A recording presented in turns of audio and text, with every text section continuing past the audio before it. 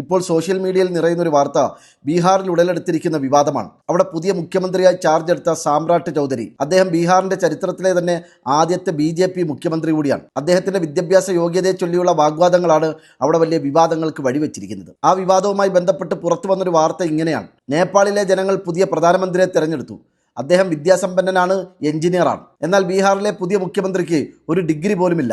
ഉണ്ടെന്ന് പറയുന്നത് വ്യാജവുമാണ്. ഇതുമായി ബന്ധപ്പെട്ടൊരു അന്വേഷണം നടത്തിയപ്പോൾ മനസ്സിലായത്, നേപ്പാളിൽ പുതിയ പ്രധാനമന്ത്രിയായി തെരഞ്ഞെടുക്കപ്പെട്ട ബാലേന്ദ്ര ഷാ, അദ്ദേഹം സിവിൽ എഞ്ചിനീയറിംഗിൽ ബിരുദവും സ്ട്രക്ചറൽ എഞ്ചിനീയറിംഗിൽ ബിരുദാനന്തര ബിരുദവും നേടിയ മിടുക്കനായ ഒരു ഉദ്യോഗസ്ഥനാണ്. എന്നാൽ ബീഹാറിന്റെ പുതിയ മുഖ്യമന്ത്രി സാമ്രാട്ട് ചൗധരി, അദ്ദേഹം കൊടുത്തിരിക്കുന്ന സത്യവാങ്മൂലത്തിൽ പറയുന്നത് അദ്ദേഹം മധുരൈ കാമരാജ് യൂണിവേഴ്സിറ്റിയിൽ നിന്നും ഉന്നത വിദ്യാഭ്യാസം നേടിയിട്ടുണ്ട് എന്നാണ്. എന്നാൽ ഏത് വിഷയത്തിലാണ് അദ്ദേഹം ഉന്നത വിദ്യാഭ്യാസം നേടിയതെന്നും എന്ത് ഡിഗ്രിയാണ് അദ്ദേഹത്തിനുള്ളതെന്നും ഈ വക കാര്യങ്ങളെക്കുറിച്ചൊന്നും ഒരു വ്യക്തതയുമില്ല. അതോടൊപ്പം കാലിഫോർണിയ പബ്ലിക് യൂണിവേഴ്സിറ്റിയിൽ നിന്നും ഒരു ഓർണറി ഡോക്ടറേറ്റും അദ്ദേഹത്തിന് ലഭിച്ചിട്ടുണ്ടെന്നും സത്യവാങ്മൂലത്തിൽ കാണുന്നു. എന്നാൽ ഏത് രംഗത്തെ പ്രവർത്തനത്തിന്റെ ഫലമായിട്ടാണ് അദ്ദേഹത്തിന് അത്തരത്തിലൊരു ഡോക്ടറേറ്റ് കിട്ടിയതെന്നതിനെക്കുറിച്ചും വ്യക്തതയില്ല.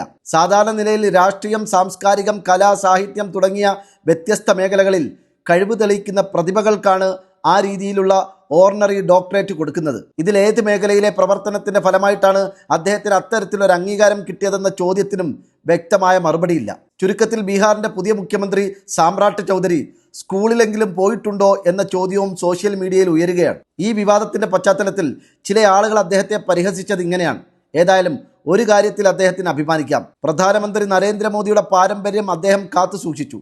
ആ അർത്ഥത്തിൽ അദ്ദേഹം എക്കാലവും ഇനി നരേന്ദ്രമോദിയുടെ പ്രിയപ്പെട്ട ശിഷ്യനുമായിരിക്കും. ഇനി ഈ വിഷയത്തിൽ ഞാൻ കാണുന്ന ഒരു അപകടം, വരും തലമുറ വിദ്യാഭ്യാസം നേടുന്നതിനും അതിന് പ്രാധാന്യം കൊടുക്കുന്നതിനും വൈമനസ്യം കാണിക്കുമോ എന്നുള്ളതാണ്.